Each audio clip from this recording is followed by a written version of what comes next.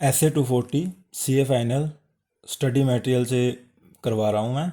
General auditing principle and auditor responsibilities, page number 2.2 में chapter overview है। वहाँ पे एक चार्ट बना हुआ है ऐसे के नेम्स का।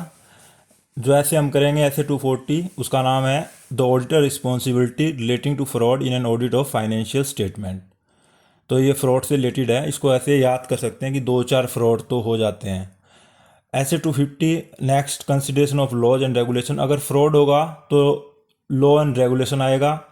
लॉ एंड रेगुलेशन के बाद में हमें ज़रूरत पड़ेगी मैनेजमेंट की, तो communication with those charge with governance. SA 299 joint audit of financial statement. SA 402 service organisation, audit consideration relating to an entity using a service organisation. तो इसको ऐसे याद कर सकते हैं। फ्रॉड के आते ही law and regulation. Law and regulation के बाद हमें डॉक्यूमेंट की जरूरत पड़ेगी, मैनेजमेंट के पास जाएंगे। Joint audit of financial statement 402 organisation, और 402 याद कर सकते हैं इसको इस तरीके से।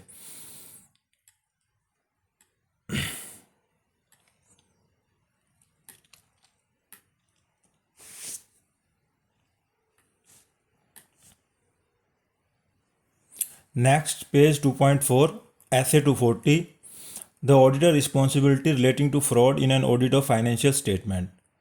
ऐसे 240 deal with the auditor responsibility relating to fraud in an audit of financial statements. It requirement assists the auditor in identifying and assessing the risk of material misstatement due to fraud and in designing procedure to detect such misstatement. Basically वही है कि auditor की responsibility है fraud को detect करना।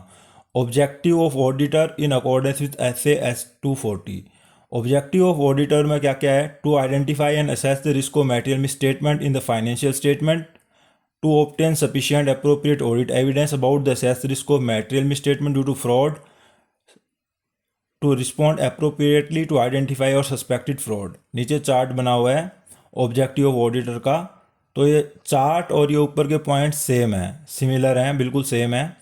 तो इससे एक बात हमें पता चलती है कि ऑडिट जैसे सब्जेक्ट में हमें सिमिलर, काफ़ी सिमिलर लिख के आना पड़ता है एग्जाम्स में भी। इसमें कोई शॉर्टकट या चार्ट वगैरह काम नहीं करता। अब objective of auditor in accordance SA 240 में क्या है? To identify and assess the risk of material misstatement. पहले आइडेंटिफाई एंड असेस करना है रिस्क ऑफ मटेरियल मिसस्टेटमेंट को। मटेरियल मिसस्टेटमेंट में कोई भी इसके अंदर फ्रॉड रिलेटेड है तो इंटेंशनल मिसस्टेटमेंट, ज़्यादातर इंटेंशनल मिसस्टेटमेंट आएगी। इंटेंशनल मिसस्टेटमेंट, मटेरियल मिसस्टेटमेंट का एग्जांपल आप बोल सकते हो ओमिशन ऑफ अमाउंट हो गया, डिस्क्लोजर्स गलत दे दिए, ठीक है। दूसरा फिर then to respond appropriately to identified or suspected fraud. तो 3 पॉइंट हो गए। सबसे पहले आइडेंटिफाई एंड असेस करेंगे रिस्क को, फिर ऑब्टेन करेंगे सफिशिएंट अप्रोप्रिएट ऑडिट एविडेंस को, फिर रिस्पॉन्ड करना है अकॉर्डिंगली। तो ये हो गया objective of auditor. Meaning of fraud and its characteristics. Fraud एक इंटेंशनल एक्ट है by one or more individual among management, those charge with governance, employees or third parties, involving the use of deception to obtain an unjust or illegal advantage.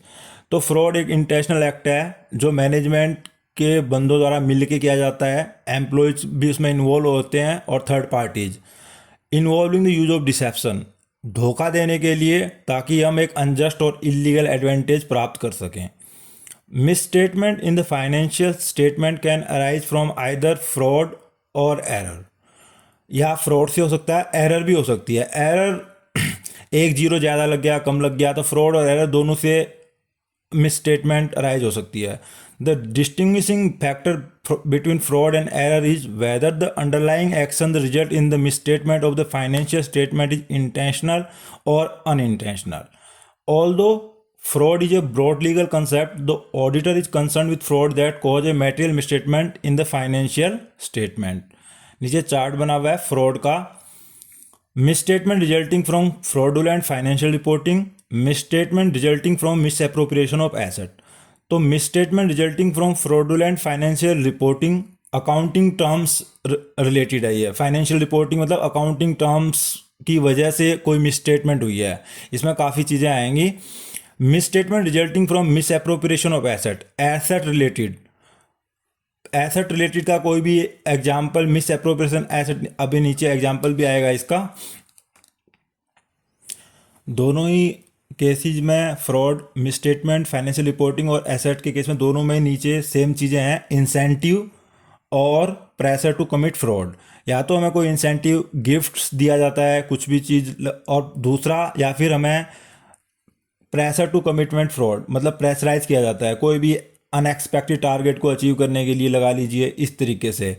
तो miss appropriation of assets basically insider होते हैं management के अंदर से ही, मतलब employees ने कोई asset personal use के लिए यूज़ कर ली कंपनी की, इस तरीके से कोई कार को पर्सनल यूज़ के लिए यूज़ कर रहे हैं। तो फ्रॉड बेसिकली दो चीज़ों के लिए हो गया, फाइनेंशियल रिपोर्टिंग में मिसस्टेटमेंट और misstatement resulting from misappropriation of asset.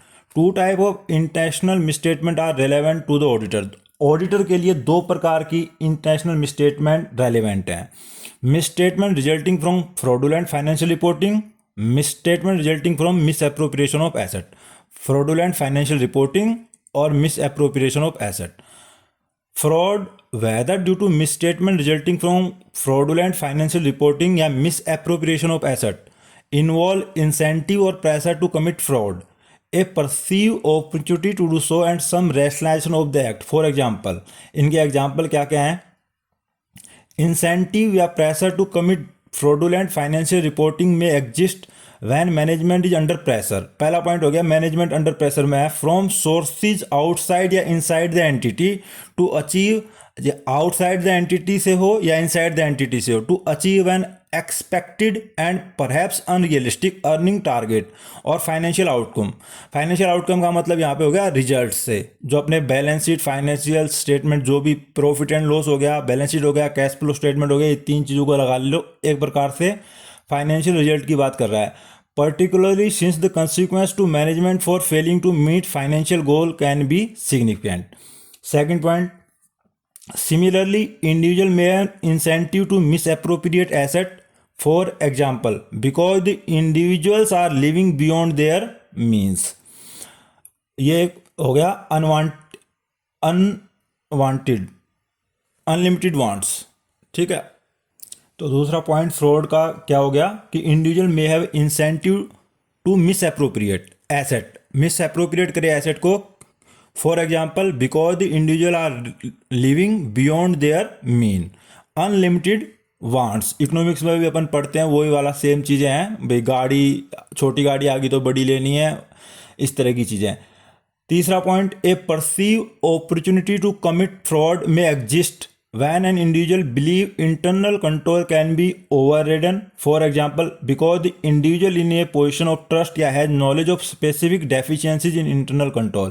अब एम्प्लॉई या कोई मैनेजमेंट का, तो उसको इंटरनल कंट्रोल की डेफिशिएंसीज का पता होगा, तो वहाँ पे एक अपॉर्चुनिटी बनती है कि हम फ्रॉड कर सकते हैं। Fourth point, individual may be able to rationalise committing a fraudulent act. Some individual possess an attitude, character या set of ethical value that allow them knowingly and intentionally to commit a dishonest act।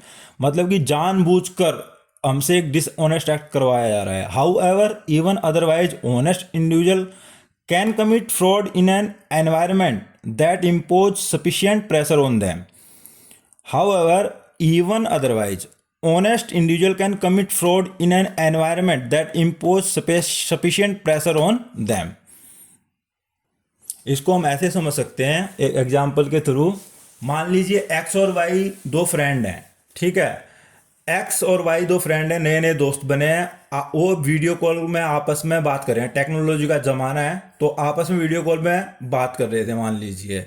तो video call में बात कर रहे थे, तो एक बंदे ने क्या किया, एक फ्रेंड ने क्या किया, उसकी वीडियो को रिकॉर्ड कर लिया, हंसी मजाक में एक्स की वीडियो को रिकॉर्ड कर लिया, ठीक है। अब थोड़ी बहुत गाली गलोच होगी आपस में मान लीजिए, तो अब नेक्स्ट डे उसने उसको बोला कि देख मैंने वीडियो रिकॉर्ड कर लिया था, अब मैं पूरी क्लास को दिखाऊंगा तो जो जो गालियां दे रहा था। तो वो बोला ना ना मत दिखाइयो भाई, उसको प्रेशराइज कर रहा था एक प्रकार से, ठीक है। तो भाई अब वो कह रहा है कि ठीक है मैं नहीं दिखाऊंगा, लेकिन जो तेरे को आज पॉकेट मनी मिली है ना वो मेरे को दे दे, ठीक है। तो इस तरीके से इस पॉइंट को समझा जा सकता है। Individual may B able to rationalize committing a fraudulent act. Some individual possess an attitude, character, or set of ethical values that allow them knowingly and intentionally to commit a dishonest act. However, even otherwise, honest individual can commit fraud in an environment that impose sufficient pressure on them. तो इस तरीके से अपन simple example को कोई भी audit की example से relate कर सकते हैं चीज़ों को। अगला पॉइंट है 2.2, how fraudulent financial reporting may be cause by entities. तो इसके लिए इसमें बेसिकली क्या चीज़ दी हुई है, इंटेंशनल मिसस्टेटमेंट के बारे में दिया हुआ है। इंटेंशनल मिसस्टेटमेंट का मतलब क्या हो गया, to deceive financial statement user, मतलब जो फाइनेंशियल स्टेटमेंट के यूजर होते हैं बेसिकली शेयर होल्डर और ओनर्स, तो उनको डिसीव करने के इरादे से इंटेंशनली मिसस्टेट किया जाता है, मतलब चीज़ों को छिपाया जाता है, अमाउंट को छिपाया जाता है, डिस्क्लोजर्स को गलत दिखा दिया, अजम्पशंस को गलत दिखा दिया, लाइक गोइंग कंसर्न के अजम्पशन को गलत दिखा दिया। इस तरीके से चीज़ें हैं इसके अंदर, तो ये अपने को रीड करना है, सेल्फ रीड करने के लिए हो गया ये। आगे है फ्रॉडुलेंट, तो इसके जो एग्जाम्पल थे ये एक बार देख लेते हैं, नीचे मैंने लिखा भी हुआ है यहाँ पे, तो एग्जाम्पल को एक बार रिवाइज कर लेते हैं। इनसाइड आउटसाइड एंटिटी की वजह से अनरियलिस्टिक गेन को, अनएक्सपेक्टेड गेन्स को अक्वायर करने के लिए, एक प्रकार से गेन करने के लिए हो गया। दूसरा पॉइंट अनलिमिटेड वांट्स, वो इकोनॉमिक्स वाली बात। तीसरा point internal control over ridden, believe होता है एम्प्लॉयज़ के ऊपर, मैनेजमेंट के ऊपर, तो वहाँ से वो लूप होल निकालते हैं, फ्रॉड होता है। फिर चौथा point knowingly set of ethical values, जानबूझकर ऑनेस्ट इंडिविजुअल के ऊपर भी सफिशिएंट प्रेशर बनाया जाता है, उनके ऊपर सफिशिएंट प्रेशर बनाया जाता है कि भाई ये काम करना है, ये करना है, ये नहीं करना। तो इस तरीके से अब आगे क्या है, fraudulent financial reporting may be accomplished by the following. तो बेसिकली ये वाला अकम्प्लिशमेंट वाला पॉइंट जो है ये बेसिकली अकाउंटिंग टर्म से रिलेटेड है, फाइनेंशियल रिपोर्टिंग ऊपर लिखा हुआ है भी है, तो उसी से रिलेटेड है तीनों point. Manipulation, falsification or alteration of accounting record or supporting documentation from which the financial statement are prepared.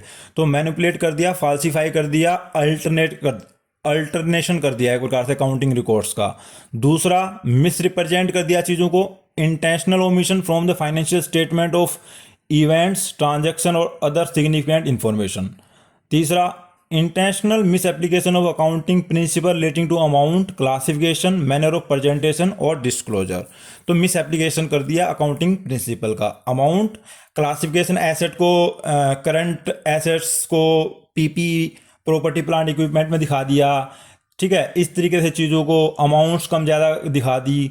तो इस तरीके से तीन चीज़ें होगी, मतलब manipulation, misrepresentation, misapplication. तो ट्रिपल एम हो गया, fraudulent financial reporting may be accomplished by the following, इस चीज़ के लिए। अब नीचे fraudulent financial reporting often involve management override of control that otherwise may appear to be operating effectively with, that otherwise मतलब अन्यथा, ताकि वो चीज़ें ढंग से दिख सकें। Operating effectively, fraud can be committed by management overriding control using such technique as, सारे अकाउंटिंग रिलेटेड टर्म्स हैं, फाइनेंशियल रिपोर्टिंग रिलेटेड टर्म्स हैं। पहला point recording fictitious journal entry particularly close to the end of accounting period to manipulate operating result और achieve other objective. Accounting period मतलब कि 12 महीने का जो पीरियड होता है उसके दौरान हमारे ऑपरेटिंग रिजल्ट्स को, ईबीआईटी हो गया, कोई नेट प्रॉफिट, कुछ ऑपरेटिंग रिजल्ट्स और अचीव अदर ऑब्जेक्टिव, दूसरे ऑब्जेक्टिव को गेन करने के लिए। तो इस तरीके से हो गया। तो अकाउंटिंग पीरियड का मतलब आएगा पूरे साल के लिए 12 महीने का पीरियड, और जहाँ पे रिपोर्टिंग पीरियड आएगा, रिपोर्टिंग पीरियड का मतलब माना जाएगा क्वार्टर एंड, हाफ ईयरली, जहाँ पे अपने को रिपोर्ट देनी होती है basically to shareholders. Second point हो गया inappropriately adjusting assumptions and changing judgment used to estimate account balances. Inappropriate adjusting assumption and changing judgment. Inappropriately चीज़ों को चेंज कर दिया, एजम्पशंस को चेंज कर दिया, गोइंग कंसर्न के एजम्पशन लगा लीजिए, स्टॉक को अपन वैल्यूएशन करते हैं स्टॉक की, वो चीज़ें, जजमेंट चेंज कर दी मैनेजमेंट की। तो ये जो अपन इंडेस में पढ़ते हैं वो वाले एग्जांपल आप यहाँ पे लिख सकते हैं, नोट कर सकते हैं। तीसरा पॉइंट ओमिटिंग एडवांसिंग, ओमिट कर दिया चीज़ों को एडवांस कर दिया, या delaying recognition in the financial statement of event and transaction that have occurred during the reporting period. एक रिपोर्टिंग पीरियड में उसको अपने को रेवेन्यू को रिकॉग्नाइज करना था, उस पीरियड में रेवेन्यू को रिकॉग्नाइज ना करके दूसरे पीरियड में रेवेन्यू को रिकॉग्नाइज कर दिया to inflate the profit. Fourth point, concealing or not disclosing fact that could affect the amount recorded in the financial statement। conceal छिपा दिया, उनको disclose नहीं किया, fact that could affect the amount recorded in the financial statement। fifth, engaging in complex transactions that are structured to misrepresent in the financial position or financial performance of the complex transaction। धक्के से transaction create कर देगी जो कि अब structure to misrepresent the financial position को misrepresent करने के लिए, financial performance of the entity को खराब करने के लिए फ्रॉड के तरीके से, लेकिन रियलिटी में दिखाने के लिए operating effectively. Altering record and term related to significant and unusual transaction. Record and term related को सिग्निफिकेंट एंड अनयूजुअल ट्रांजैक्शन को चेंज करने के लिए, रिकॉर्ड्स को चेंज करने के लिए। तो बेसिकली 500 पॉइंट, 6 पॉइंट ये हो गए फाइनेंशियल रिपोर्टिंग, फाइनेंशियल से रिलेटेड। तो अगर एक क्वेश्चन एग्जाम में इस तरह का क्वेश्चन आता है, तो अगर 4 नंबर में क्वेश्चन आ जाता है तो अपने को ऑलमोस्ट ये सेम ही लिख के आना पड़ेगा, सिमिलर ही लिख के आना पड़ेगा। इसलिए यहाँ पे कोई भी शॉर्टकट नोट्स आपके काम नहीं करेंगे। अगर आप इसको 95% सिमिलर लिख के आओगे तो आपको 4 आउट ऑफ 4 मार्क्स मिलेंगे, अदरवाइज आपको 2 नंबर से ऊपर नहीं मिलेंगे। इसके अलावा अगर आप सोचोगे कि ये फाइनेंशियल रिपोर्टिंग रिलेटेड टर्म्स में लिखाऊंगा, 4-5 पॉइंट में लिखाऊंगा और मेरे को मार्क्स मिल जाएंगे, कुछ भी नहीं मिलेगा। मार्क्स आपको तभी मिलते हैं ऑडिट में जब आप 95% सेम सिमिलर लिख के आते हो, पूरे के पूरे मार्क्स आपको तभी मिलते हैं। नेक्स्ट है 2.3, how misappropriation of asset may be accomplished by entities. तो मिस अप्रोप्रिएशन ऑफ एसेट जो है बेसिकली इनसाइडर फ्रॉड है। ये involves theft of an entity asset and is often perpetrated by employees in relatively small and immaterial amounts। small and immaterial amounts इसलिए लिखा हुआ है क्योंकि बड़ी अमाउंट जो होगी उनका तो इनवॉइस और बिल रेज होगा, वो फिर एक, अगर वहाँ पे फ्रॉड होगा तो एक वो अलग तरीके का फ्रॉड है। तो यहाँ पे अगर मैं मिस एप्रोप्रिएशन एसेट की बात करूँ तो स्मॉल एंड इमेटेरियल अमाउंट पर कंपनी की कार को पर्सनल यूज कर लिया, ठीक है, 500 रुपये खर्च करने के लिए दिए थे, कुछ काम के लिए दिए थे, उसमें से 200 का सामान ले आया, बाकी के पैसे वापस नहीं दिए। इस तरीके के मतलब इमेटेरियल अमाउंट्स जो as per book. However it can also involve management who are usually more able to disguise या conceal misappropriation in ways that are difficult to detect. इस तरीके से किया कि उनको डिटेक्ट करना मुश्किल है, बट डिसगाइज मैनेजमेंट और मिस अप्रोप्रिएशन की वजह से। Miss appropriation of asset can be accomplished in A variety of ways including. अब मिस अप्रोप्रिएशन ऑफ एसेट के क्या क्या तरीके हैं, क्या क्या है उसके अंदर, ये बेसिकली नीचे 4 पॉइंट हैं। एम्बेजलिंग रिसीट, रिसीट को का गबन कर दिया, एक प्रकार से रिसीट को चोरी कर लिया। Misappropriating collection on account receivable और diverting receipts in respect of return of account to personal bank account. Second point, stealing physical asset और इंटेलेक्चुअल प्रॉपर्टी, फिजिकल एसेट की चोरी और intellectual property. Example, stealing inventory for personal use और for sale, stealing scrap for resale, colluding with a competitor by disclosing technological data in return for payment. Third point, causing an entity to पे for goods and service not received, goods and service की payment, entity to पे for goods and service not received. हाँ, इसमें basically example आ जाएगा kickback का, kickback paid bye vendors. मान लीजिए कि कोई 10,000 का इनवॉइस रेज किया, सर्विसेज 10,000 की दिखा दी, ठीक है, लेकिन रियलिटी में जो अमाउंट था उसको दिखा दिया कि मैंने पेमेंट किया है 20,000 रुपये का, 20,000 का इनवॉइस बना दिया, लेकिन रियलिटी में सर्विस थी मान लीजिए 10,000 की हो उस, या फिर उससे कम की। तो इस तरीके से बाकी के पैसे उन दोनों ने, जिसने सर्विस दी और जो मैनेजमेंट का बंदा था, उन दोनों ने आपस में बांट लिए। तो kickback paid by vendor to the entity purchasing agent in return for inflating prices, payment to fictitious employees. इस तरह फिक्स से एम्प्लॉय मतलब वही आपस में बांट लिया, फिर एक से ज़्यादा एम्प्लॉयज ने आपस में बांट लिए। फोर्थ पॉइंट हो गया using an entity asset for personal use. For example using the entity asset as collateral for a personal loan या a loan to related party. ये एग्जांपल ज़्यादा बेटर है पर्सनल यूज के लिए। Using the entity asset as a collateral for a personal loan और loan to related party. Misappropriation of asset is often accompanied by false or misleading record or document in order to conceal the fact that the assets are missing या have been pledged without proper authorization. Although the auditor may suspect or in rare cases identify the occurrence of fraud, the auditor does not make legal determination of whether fraud has actually occurred.